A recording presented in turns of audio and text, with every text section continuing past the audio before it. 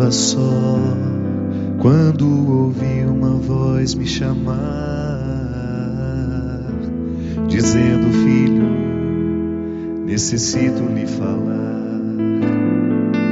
Foi difícil de entender aquele gesto inesperado, mas quando percebi, estava sendo amado.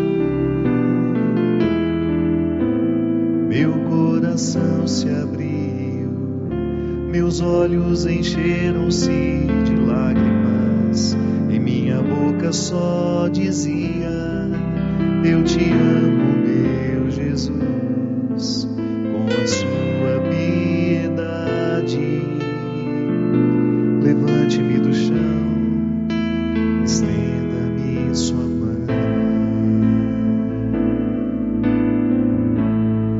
Seja sempre o guardião das palavras que eu falo, e também seja o pastor a conduzir os meus passos. Não me deixe por caminhos tortuosos caminhar, mas me mostre o que é amar. Amar, tome conta da minha vida, ensinando-me a viver, para que eu possa desde agora muito mais lhe conhecer. Seja o meu melhor amigo, fique sempre ao meu lado, livrando-me do pecado.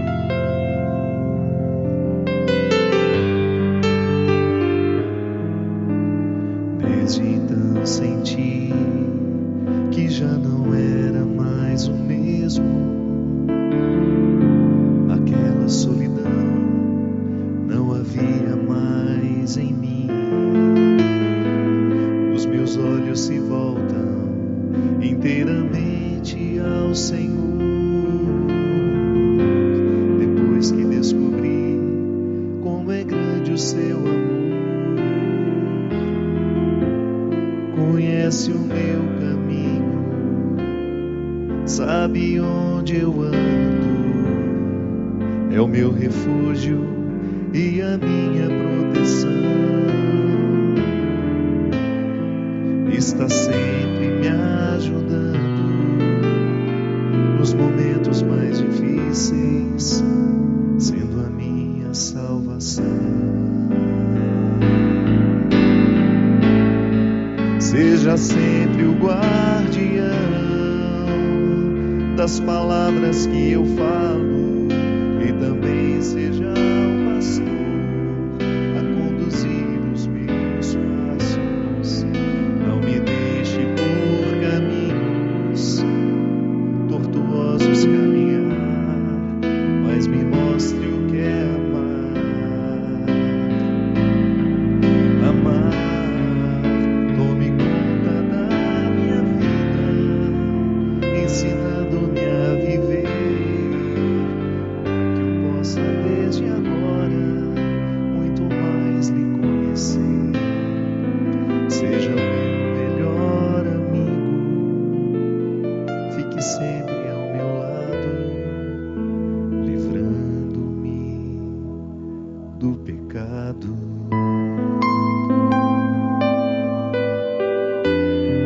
Muito boa noite, estamos começando mais um programa Direção Espiritual. Obrigado a você que nos dá a oportunidade de entrar mais uma vez na sua casa, falar ao seu coração. Nós que acreditamos cada vez mais que a experiência de fé é o crescimento nessa mística de saber ouvir a voz de Deus, essa voz mais íntima que nós podemos ter em nós.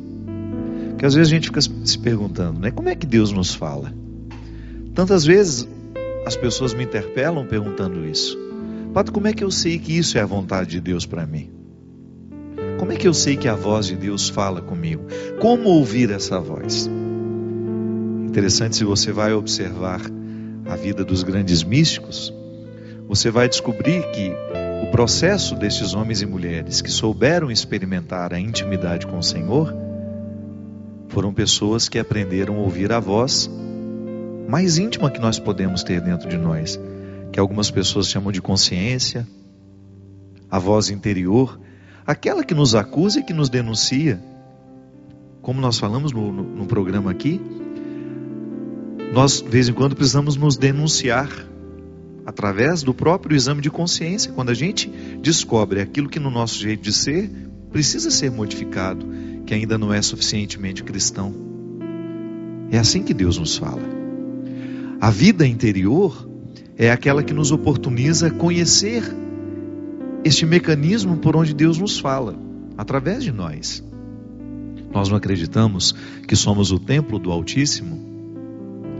A igreja nos ensina que somos o território sagrado onde Deus se manifesta. Depois do mistério da encarnação, tudo é sagrado.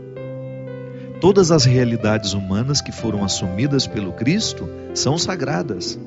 Ainda que eu seja um homem pecador, ainda que você seja uma pessoa pecadora, o nosso pecado não retira a sacralidade do que somos.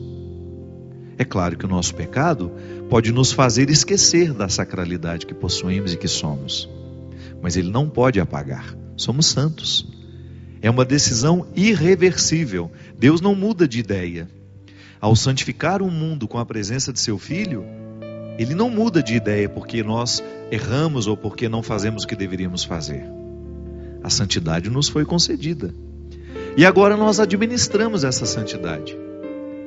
E veja bem, quanto melhor a gente administra essa santidade, que seria retirar de nós, do contexto das nossas existências, da nossa vida, das nossas escolhas, tudo aquilo que possa dificultar essa vida interior. Porque religião, minha gente, até passa pela prática exterior dos ritos. É interessante que a gente tenha um rito religioso onde a gente publicamente demonstra que nós estamos fazendo algo que demonstra a nossa espiritualidade. Mas veja bem, aí você se recorda daquela palavra de Jesus quando ele disse: vai chegar um momento que nem aqui nem ali que nós vamos adorar. Não é neste monte, não é naquele outro. É como se ele estivesse nos ensinando a relativizar de maneira responsável os territórios que nós consideramos importantes demais para nós. A gente vê essa guerra lá em Israel, entre israelenses e palestinos. Qual é o pano de fundo dessa guerra? É a luta pelos lugares que eles consideram santos, sagrados, que são sagrados para nós também. Mas na compreensão que nós temos hoje, nós jamais estabeleceríamos uma guerra por causa de um território que nós julgamos ser sagrado, porque isso é uma contradição para nós. Jesus já nos libertou disso.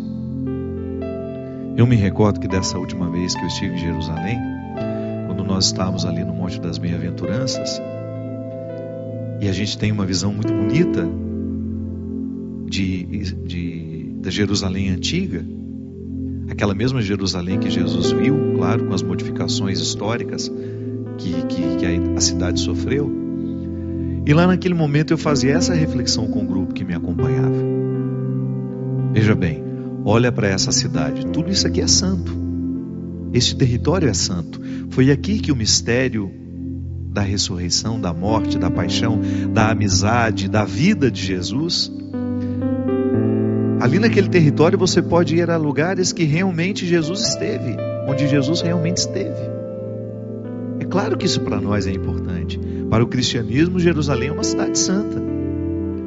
Mas nós olhamos para Jerusalém hoje com a interpretação que Jesus nos permitiu fazer do que significa um lugar santo. É aquele monte de pedras? Sim, nós atribuímos valor às pedras. Só que nós já estamos numa outra compreensão. Porque Ele já nos libertou daquela história. Não é neste monte, nem aqui, nem ali que nós vamos adorar. Mas é em espírito e verdade. Olha que transição interessante. Da pedra para a carne. Da pedra para a consciência. Da pedra para o espírito. Então eu vou a Jerusalém, sou capaz de reconhecer o valor daquelas pedras, Sou capaz de viver ali uma experiência mística, andando por aqueles lugares, estando na Galileia, mas eu jamais vou fazer uma guerra por causa daquele lugar. Porque isso contradiz o que Jesus me ensinou. Ainda que alguém me roube o direito de estar em Jerusalém, ainda que alguém tome posse do Santo Sepulcro e nunca mais permita os cristãos entrarem lá, isso não muda em absolutamente nada o que sabemos e sentimos da ressurreição. Nós vamos deixar de experimentar o ressuscitado porque nos foi proibido entrar no Santo Sepulcro? Não. Claro, eu não desejo que isso aconteça. Estou apenas fazendo uma reflexão e tratando com essa possibilidade. Os muçulmanos tomaram dos judeus. Se você hoje for a Jerusalém, você vai ver lá a esplanada do templo, onde os judeus não podem nem entrar, porque agora é um território muçulmano. E eles lamentam, o Muro das Lamentações é justamente um território, um pedaço de pedra, material, onde eles lamentam, e tem um significado muito bonito nisso, é claro. Eles lamentam ali porque é a única coisa que restou para eles. Lamentam a perda, lamentam a história, o sofrimento, as lutas, o direito de estar em sua terra e ao mesmo tempo privado de um lugar que é santo para eles. Para um cristão, isso jamais teria sentido, porque nós já fomos libertados pela nova interpretação que Jesus nos ofereceu. Não é aqui, não é ali, mas é aqui dentro. Aí Jesus faz justamente um movimento contrário. E olha que Jesus foi educado num contexto religioso, onde a pedra era importante, o lugar era importante. O templo estava construído justamente no lugar do sacrifício de Isaac. Aquilo ali para eles era importante. Estar no Moriá, estar, sei lá, hoje para nós é tão interessante, porque a gente reconstrói a história da salvação. Nós somos capazes de passar por esses lugares da história da salvação, mas a gente não se apega a eles, porque a nossa religião, ela já é espiritual. Nós podemos até ter amor à nossa igreja, a igreja de pedra, onde nós fomos batizados, mas e se um dia ela for destruída? O significado do meu batismo vai embora? Não, eu apenas fico privado de visitar materialmente um lugar que para mim era importante. É claro, tudo aquilo que nós pudermos preservar do ponto de vista material é importante, até própria a cultura de um povo.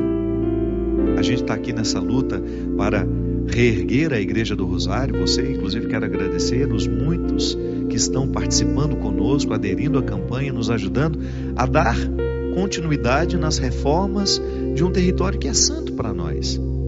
Mas nós não ficamos apegados a essa matéria. Se hoje nos for retirado tudo que temos materialmente falando, o significado místico daquilo não morre. Essa é a vida interior. É aqui, nessa dimensão íntima, que Deus nos fala.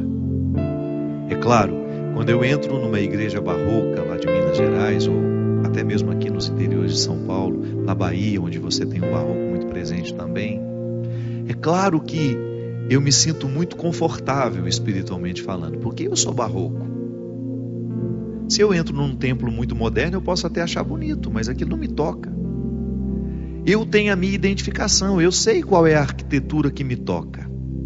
Se eu estou dentro de um contexto arquitetônico que fala a minha alma, é como se eu estivesse encontrando um conforto material que me ajuda a rezar.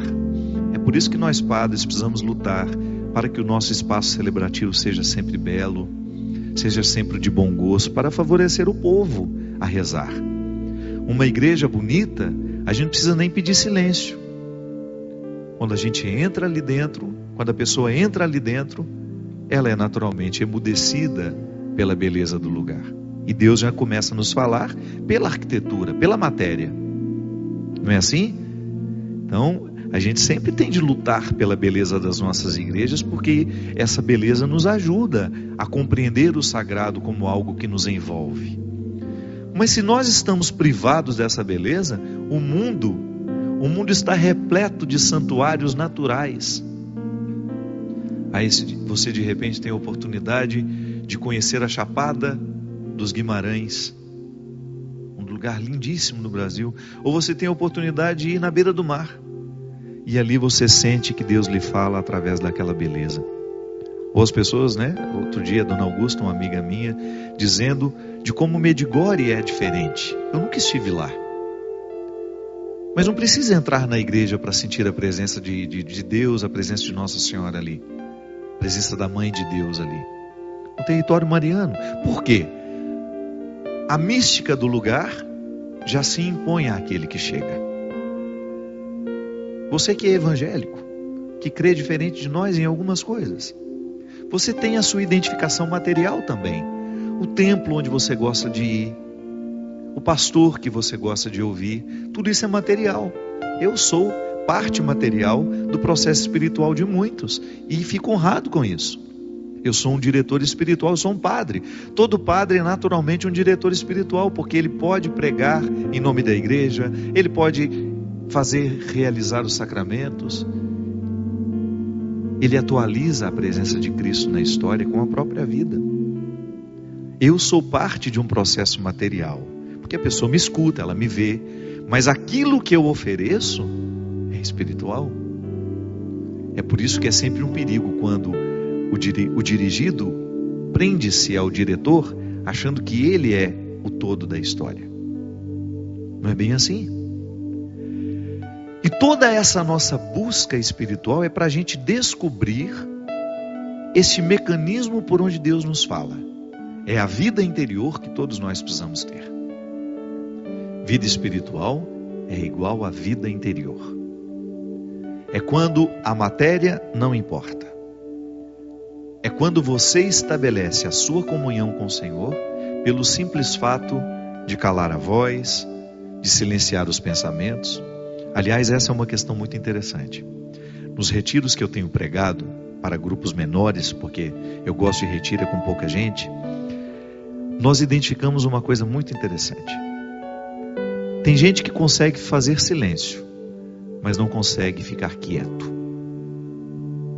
A quietude é mais do que silêncio.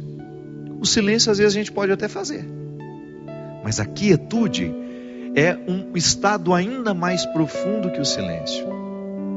E é lá nessa quietude que Deus fala. Pode ser que você ainda não tenha conseguido escutar o que Deus quer de você, é porque você só faz silêncio. É quietude que nós precisamos alcançar. A quietude é muito mais que você calar a voz. A quietude consiste em você colocar o seu corpo num estado diferente, sabe, do que a gente está habitualmente acostumado.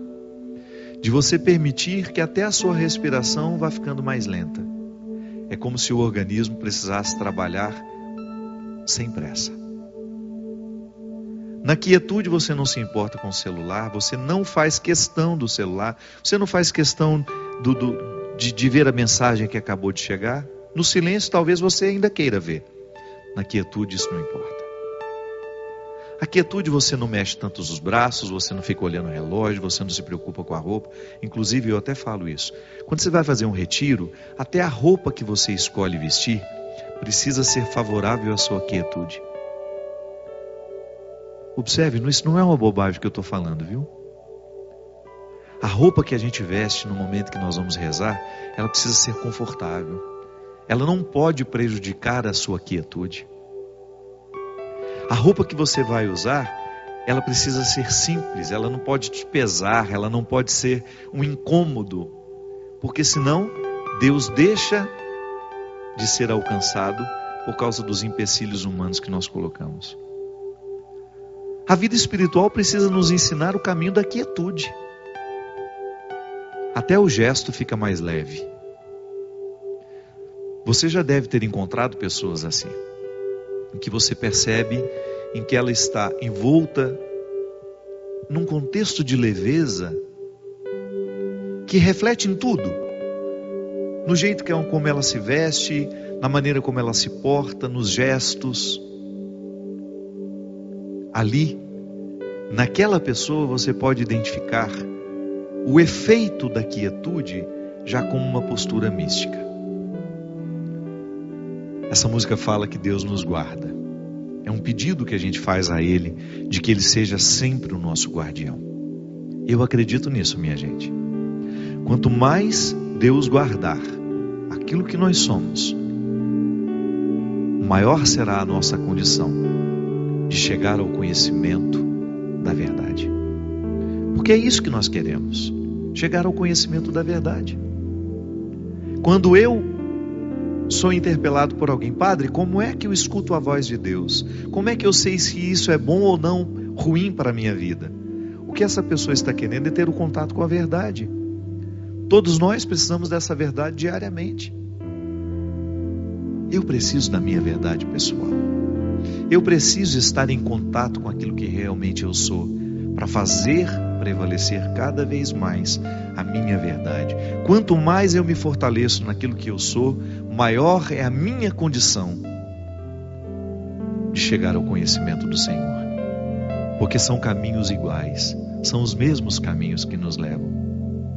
Se eu quero chegar ao conhecimento do Senhor, eu preciso chegar ao conhecimento de quem sou. Uma mesma estrada. E se Deus me guarda, se com Ele eu estabeleço um pacto de fazer essa vida interior transformar-se em quietude na minha vida, na minha história, no meu jeito de ser, aí eu me potencializo muito mais para chegar a esse conhecimento e a essa docilidade.